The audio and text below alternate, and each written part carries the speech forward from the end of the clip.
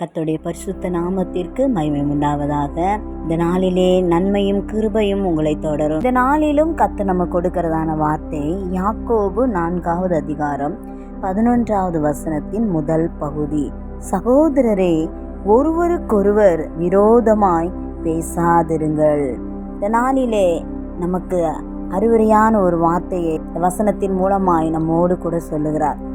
ஒருவருக்கொருவர் குற்றப்படுத்தி தீமையான வார்த்தைகளை பேசி விரோதமாய் பேசுகிறது, ஒருவரை குற்றப்படுத்துவது தேவனுக்கு பிரியமில்லாத ஒரு குணம்.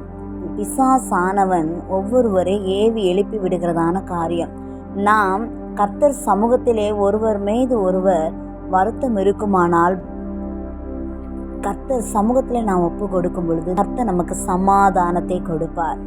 இதனாலே வாதங்களும் பிரச்சனைகளும் இல்லாமல் அமைதியான சூழ்நிலையிலே கர்த்தர் மாற்றி விடுவார்.